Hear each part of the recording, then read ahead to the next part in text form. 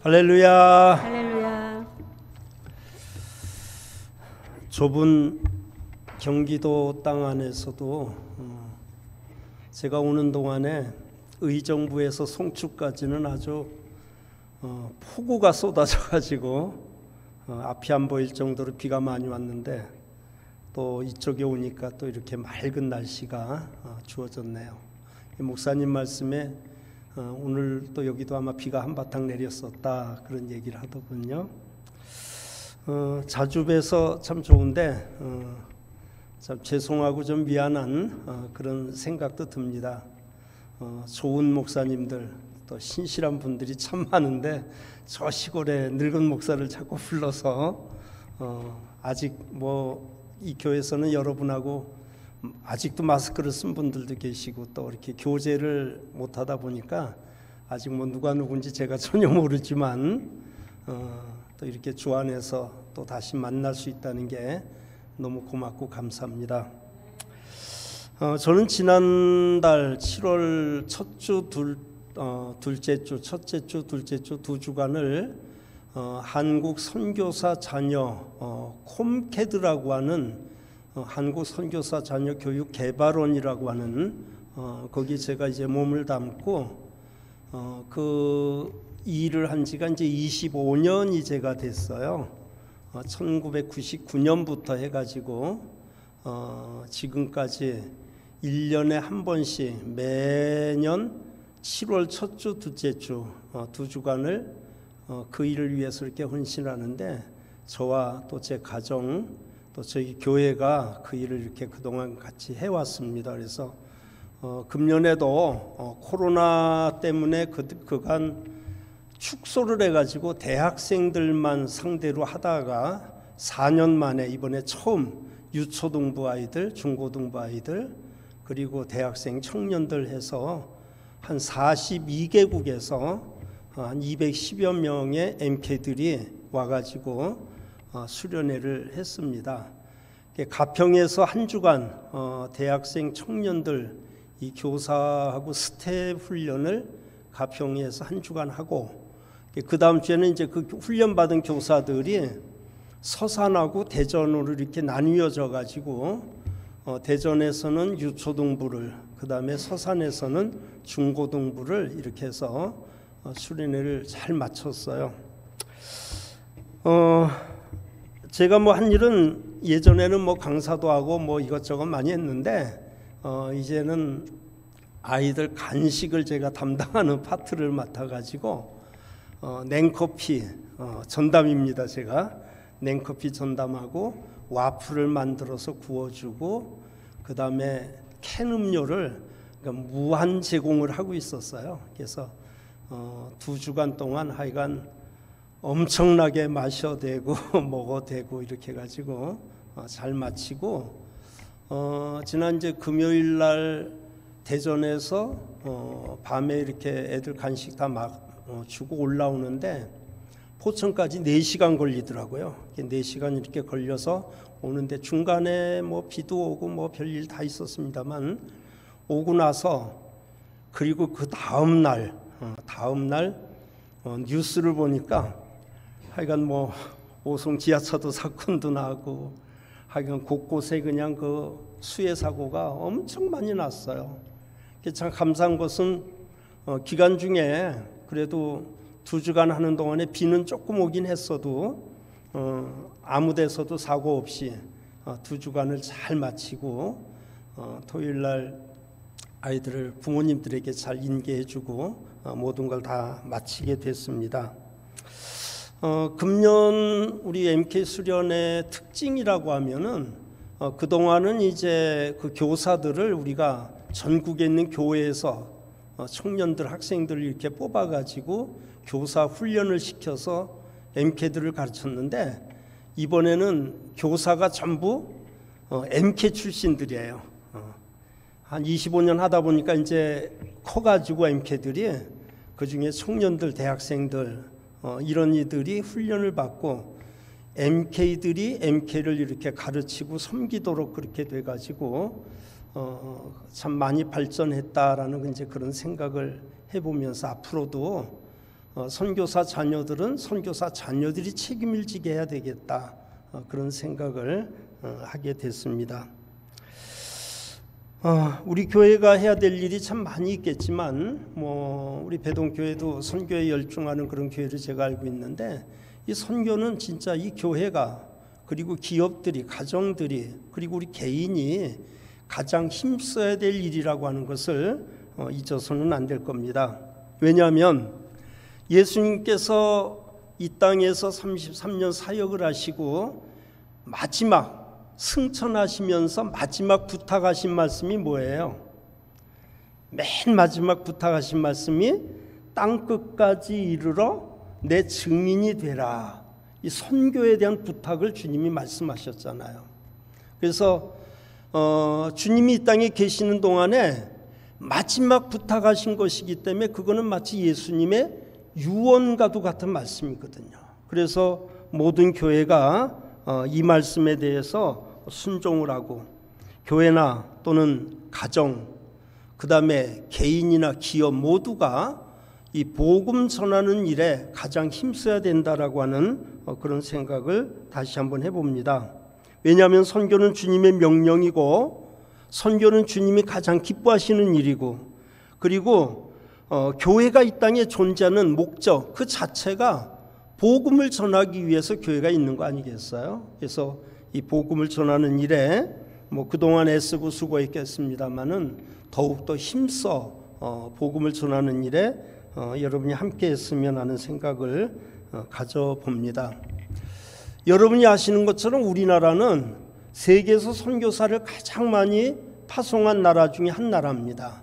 인구를 대비해 본다고 하면 아마 우리나라 당연 1등일 거예요. 미국이 제일 많다고 하지만 미국의 인구하고 우리 인구를 비교해 보면 어쩌면 우리나라가 세계에서 선교사를 가장 많이 보내는 나라 중에 한 나라다라고 하는 것을 보고요.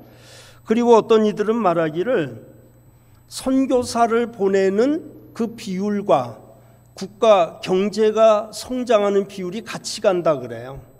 그래서 한 나라가 선교에 열중을 할 때 그 나라 경제도 같이 살아난다라고 하는데, 교회도 마찬가지인 것 같아요. 저도 한 40년 목회하면서 이렇게 뒤돌아보면 그래도 교회가 선교에 가장 힘쓰고 했을 때 재정이 가장 풍성했던 것 같아요.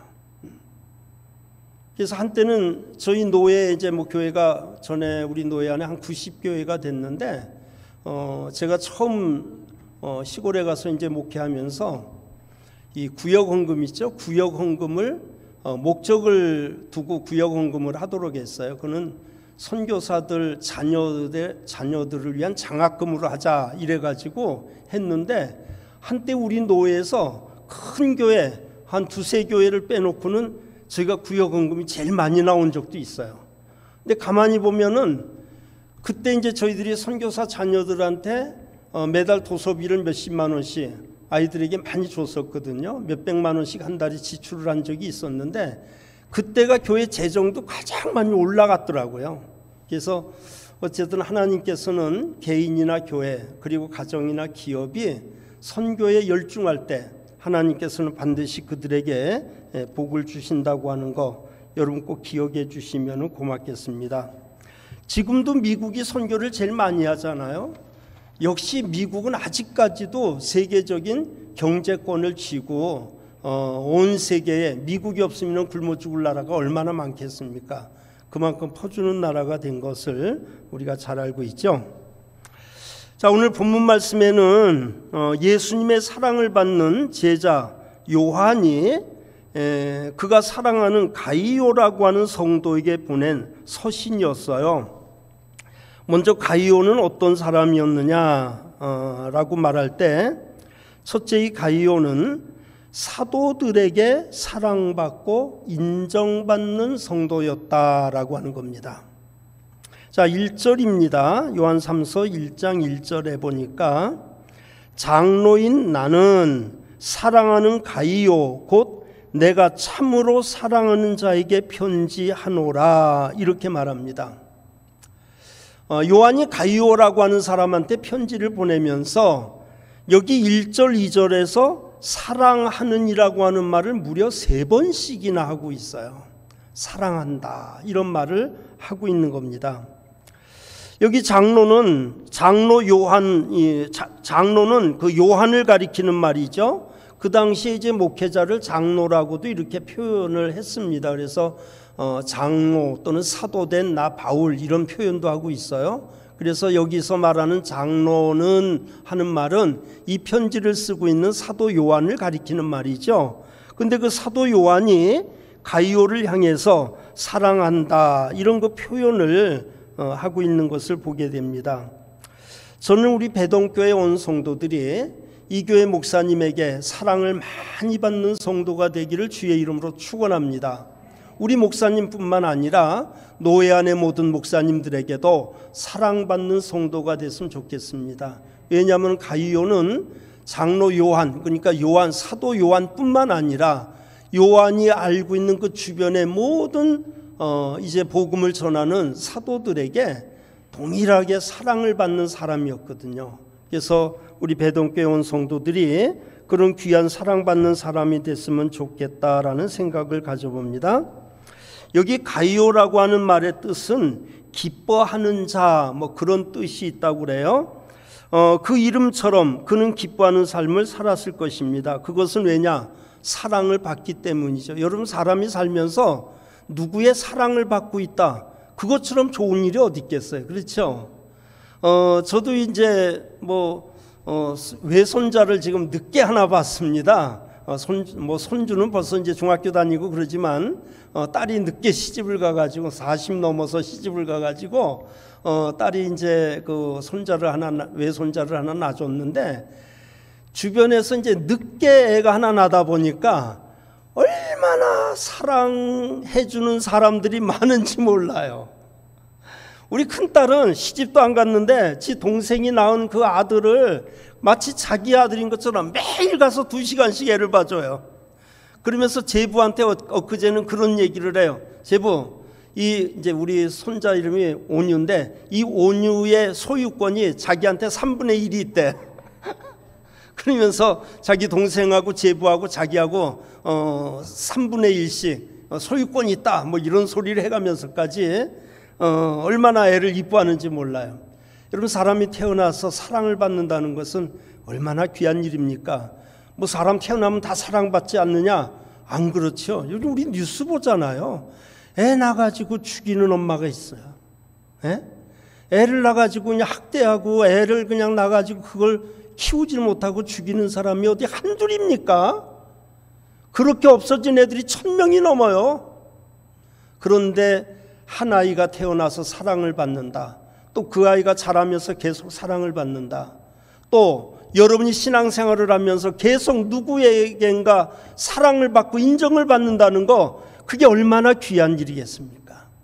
여기 가이오는 바로 그런 사람이었어요. 사랑받는 사람이었습니다. 여러분은 주의 사랑을 받는 이들입니다. 그리고 주의 종들에게 사랑을 받는 분들이 되기를 주의 이름으로 축원합니다. 저도 여러분 이름 알고 그러면 여러분 한 사람 한 사람 이름 불러가면서 사랑한다고 말할 것 같은데, 어쨌든 그냥 몽땅 그려가지고 우리 배동교회 성도 여러분 사랑합니다. 그래서 여러분이 평생 사시는 동안에 사랑 많이 받기를 주의 이름으로 축원합니다.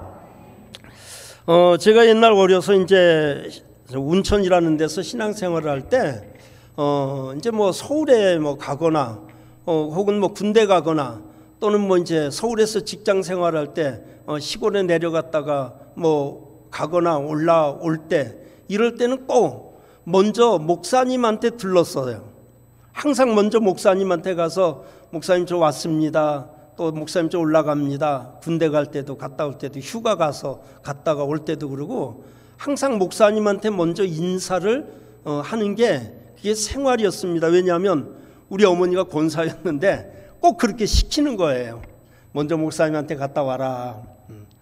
지금 생각해보면 우리 어머니가 뭐 호박이 하나 이렇게 나오면 제일 먼저 따서 목사님 갖다 드려라 그래서 그 별거 아닌 거 호박 하나 들고 막 갖다 드린 적도 있고, 그런 생각이 제가 납니다. 얼마 전에 저희 교회 청년 하나가 군대를 갔는데 전화가 왔어요.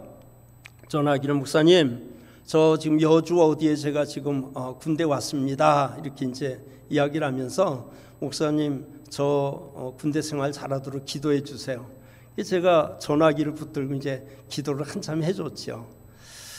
휴가 올 때마다 들러요. 올 때마다 전화하고 얼마나 이뻐요. 그러니 제가 그 청년을 사랑하지 않을 수 있겠습니까?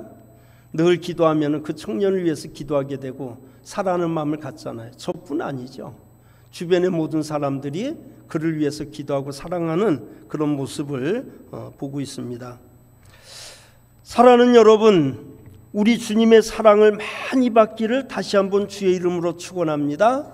가이오처럼 사도에게 인정을 받고 사랑받는 사람이 된다는 거, 그게 얼마나 귀한 축복인지 몰라요. 그 다음에 가이오는 어떤 사람이냐면요, 진리 안에서 행하는 성도였습니다.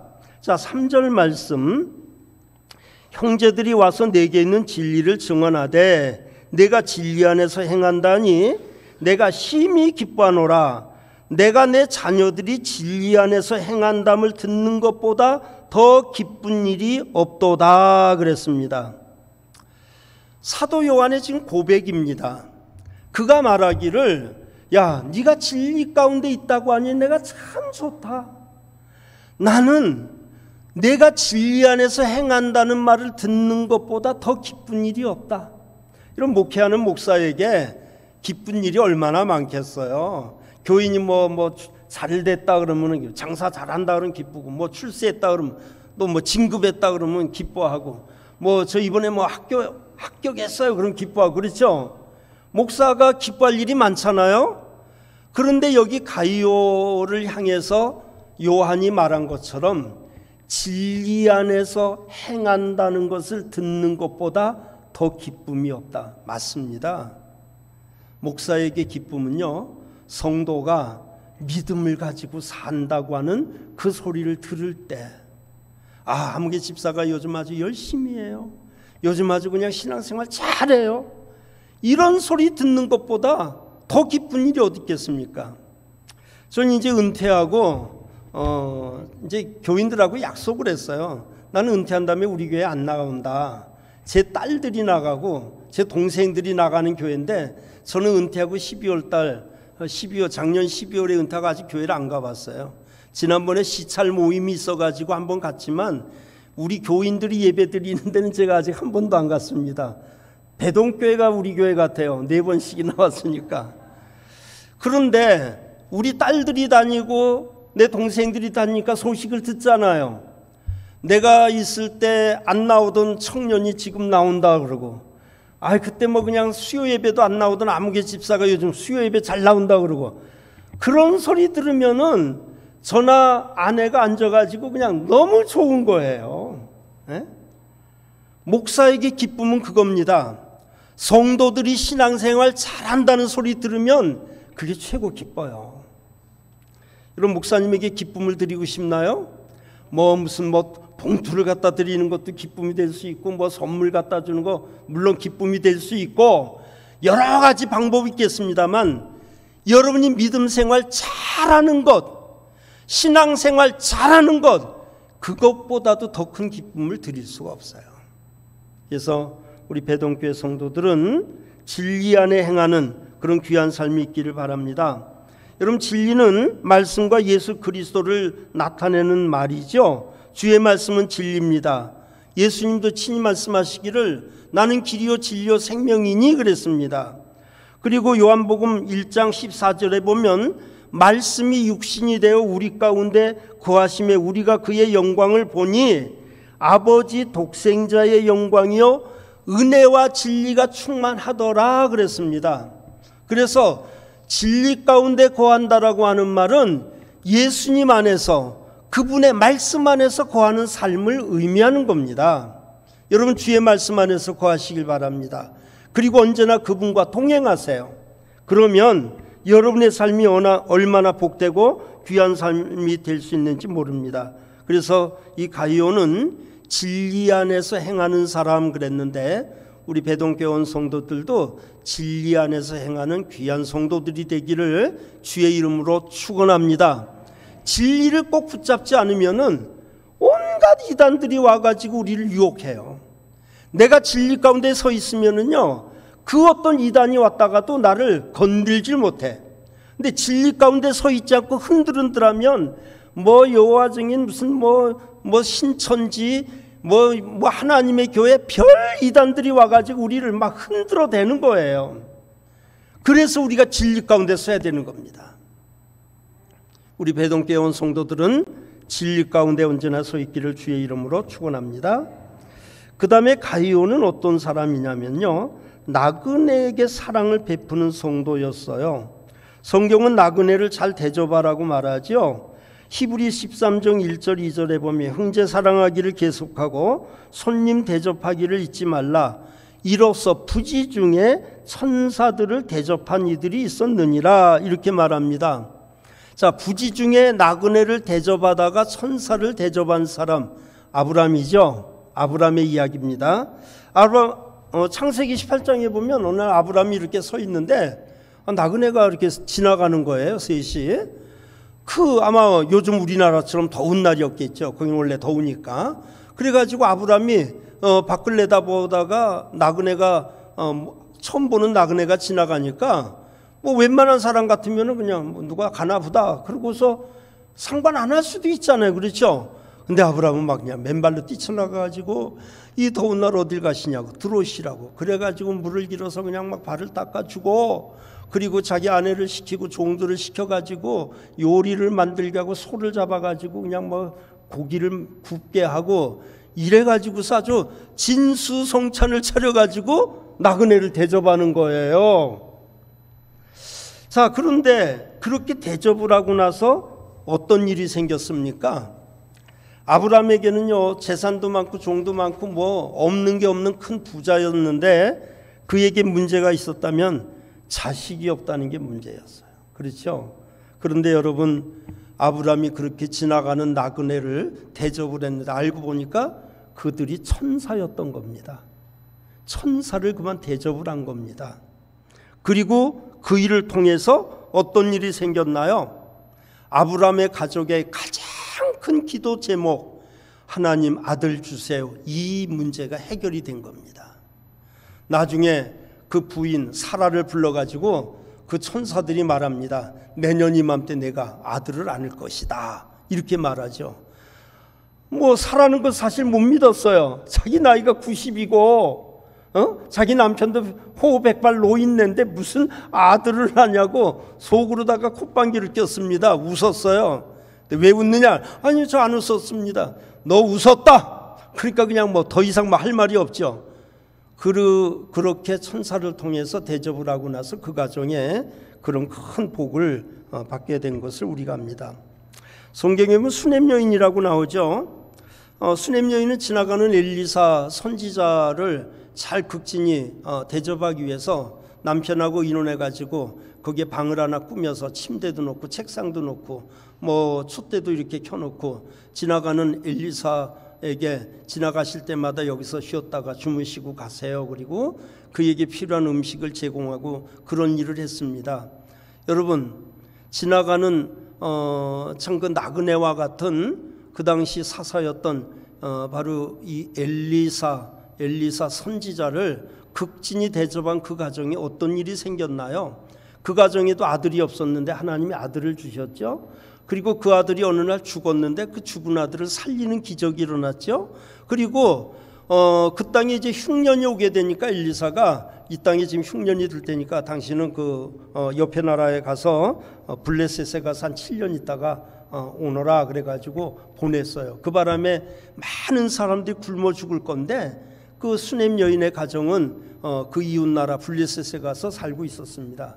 그러다가 이제 7년 있다가 돌아와 보니까 그 수넴 여인의 집에 딴 사람들이 와서 사는 거예요. 집이 비어 있으니까 다른 사람들이 와서 살아요. 그래서 너무 참 원통해가지고 왕한테 가서 호소를 합니다. 내 집에 지금 내가 7년 있다가 와보니까 다른 사람이 사는데 내 집을 돌려주세요. 근데 왕이 뭐 그걸 어떻게 잘 알겠어요? 근데 마침 그 왕 옆에 있던 엘리사 선지자의 그 종이었던 사환이었던 게하시가 딱 보니까 수냄 여인이거든요. 왕에게 다 이야기를 합니다. 저 여인이 이렇고 저렇고 저렇고 저렇고 하고 이야기를 다 해주니까 왕이 그러냐? 그러면 관리를 시켜가지고 저 여인의 집을 다 찾아서 원상복귀 시켜주고, 그리고 7년 동안 그 땅에서 났던 곡식 그거 다 변상을 해줘라 그래가지고, 여러분 7년 동안 나갔다가 왔는데 그 농사 지은 것까지 다 받는 그런 복을 누리잖아요. 그런 게 우연이 아니라 하나님의 종 선지자를 대접하는 그 일을 통해서 그런 복을 받게 됐다고 하는 것을 말씀하고 있는 겁니다. 마태복음 10장 40절에 너희를 영접하는 자는 나를 영접하는 것이요 나를 영접하는 자는 나를 보내신 이를 영접하는 것이니라. 선지자의 이름으로 선지자를 영접하는 자는 선지자의 상을 받을 것이요 의인의 이름으로 의인을 영접하는 자는 의인의 상을 받을 것이요 또 누구든지 제자의 이름으로 이 작은 자 중 하나에게 냉수 한 그릇이라도 주는 자는 내가 진실로 너에게 이르노니 그 사람이 결단코 상을 잃지 아니하리라 하시니라 그랬어요. 선지자의 이름으로 선지자를 대접하면 선지자가 받을 상을 받는다는 거예요.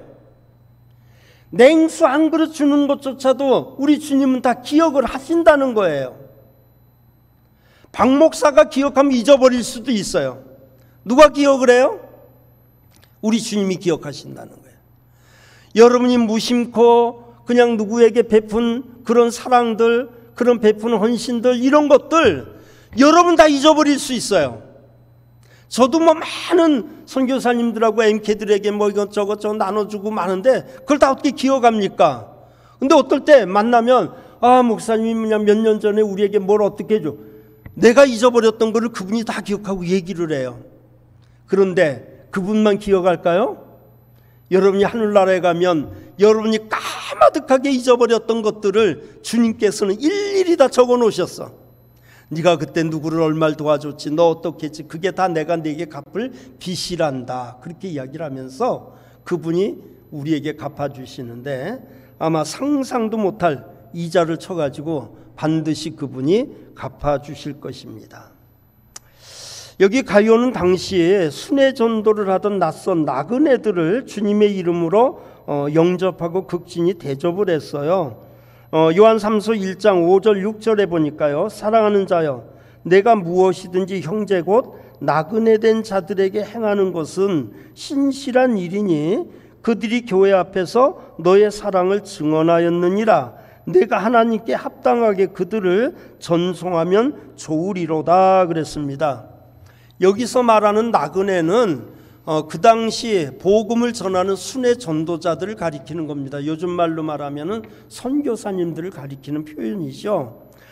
자비량으로 이렇게 선교하는 사람들이었는데 이 가룟은 그런 사람들이 올 때마다 자기의 사비를 들여서 그들을 대접을 한 거예요. 근데 그거를 온 주변의 교회들이 다 기억을 하고 있었던 거예요. 내가 어디 갔더니 가룟라고 하는 집사님이 우리에게 이렇게 베풀어 줬다고, 이런 사랑을 우리에게 주셨다고. 그걸 간증을 하고 다니니까 이분에 대한 소문이 다 나가지고 요한뿐만 아니라 요한이 알고 있는 주변의 많은 사람들이 그가 베푼 사랑에 대해서 알고 있었다라고 하는 거죠. 오늘 본문 6절 끝에요, 내가 하나님께 합당하게 그들을 전송하면 좋으리로다. 여기 전송한다고 하는 말은요, 그냥 단순히 안녕히 가세요 하고 인사하는 그런 뜻이 아니라 여행에 필요한 옷이라든가 돈을 주는 것을 의미하는 말입니다. 그러니까 이 가룟은 그것이 일상생활이 됐던 거예요. 선교사들이나 복음을 전하는 사람들이 오게 되어지면 그들을 위해서 자기가 돈을 준다든가 혹은 옷을 준다든가 음식을 준다든가 이런 일들을 잘하는 사람이었길래 지금 장로 이 사도 요한이 그를 칭찬하고 있는 것을 보게 되죠. 어떤 칭찬을 했나요? 요한일서 1장 1절 2절 장로인 나는 사랑하는 가이요 곧 내가 참으로 사랑하는 자에게 편지하노라. 사랑하는 자여 내 영혼이 잘된 같이 내가 범사에 잘되고 강건하기를 내가 간구하노라 그랬습니다. 너무나 유명한 말씀이죠. 그렇죠? 아마 여러분 이 말씀을 모르는 분 한 분도 없을 거예요. 어떤 목사님은 이 말씀을 근거로 해가지고 평생 목회를 해가지고 세계에서 제일 큰 교회를 일군 목사님도 계십니다. 사랑하는 자여 내 영혼이 잘된 같이 내가 범사에 잘되고 강건하기를 내가 간구한다. 얼마나 귀한 말씀인지 모릅니다. 근데 여러분 여기 영혼이 잘된다고 하는 말의 의미가 뭘까요? 여러분 영혼이라고 하는 것은요, 영혼은 우리 사람의 구조가 영과 육으로 돼 있죠. 그렇죠? 뭐 3분설을 말하는 사람도 있어요. 근데 우리 정통 장로교에서는 2분설을 말합니다. 영과 육이 이게 합쳐진 거를 영혼이라고 말해요. 그래서 영과 육은 이렇게 합쳐가지고 살다가 언젠가 이제 이게 헤어질 때가 오죠. 그럼 육은 어떻게 될까요? 땅에 들어가서 그냥 흙이 되고 맙니다. 근데 영은 예수 믿고 구원받은 영은 하나님께로 가고 예수 믿지 않는 영은 지옥으로 떨어지게 됩니다.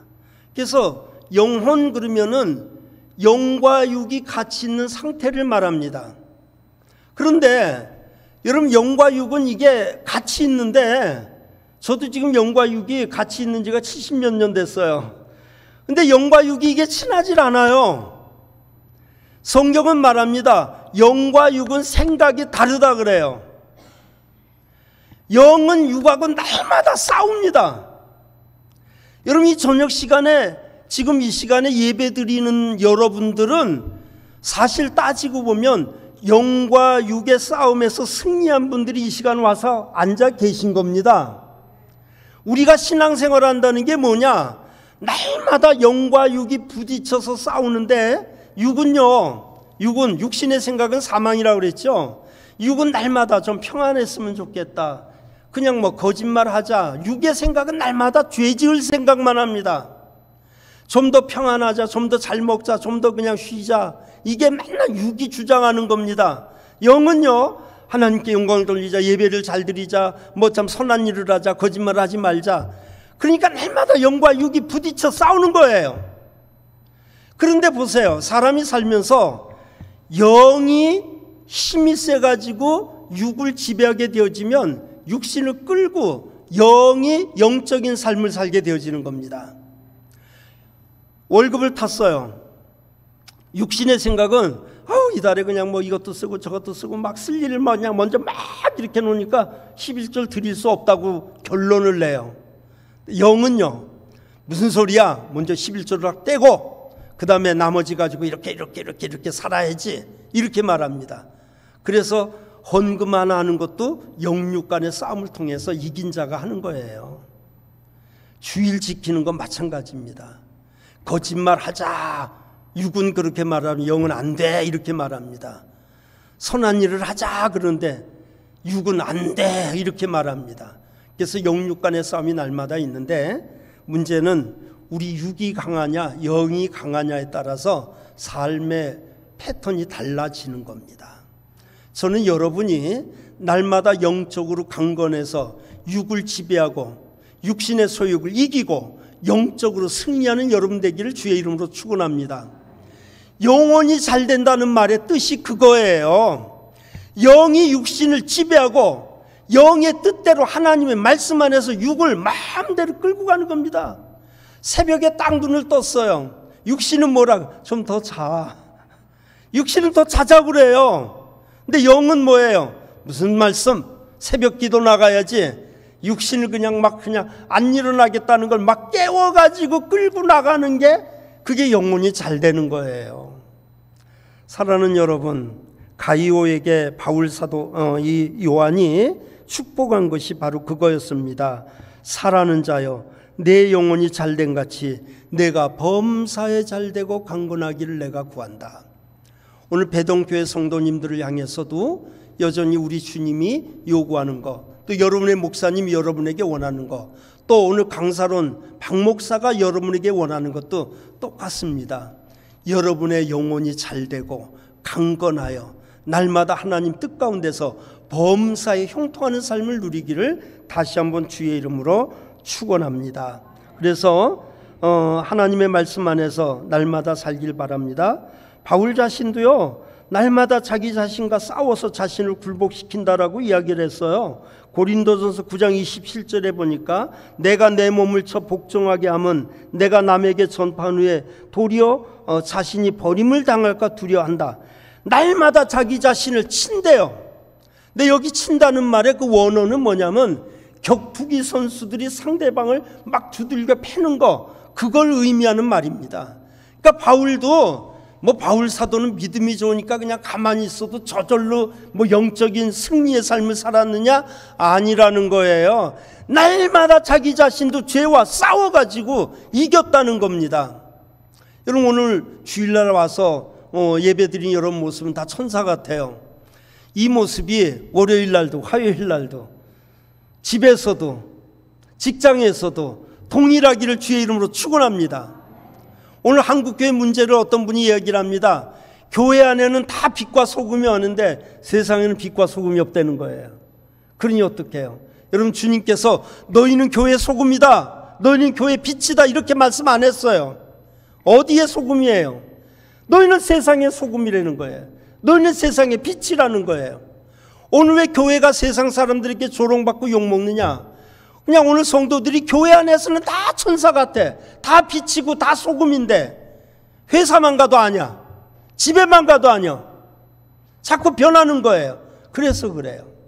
바라기는 우리 배동교회 온 성도들이 정말 믿음 안에서 날마다 주의 뜻을 이루어가서 살면서 오늘 소개한 이 가이오처럼 믿음으로 정말 진리 가운데 행하면서 목회자와 또 주변 모든 사람들에게 인정받고 사랑받는 그런 귀한 성도의 삶을 누리기를 주의 이름으로 축원합니다.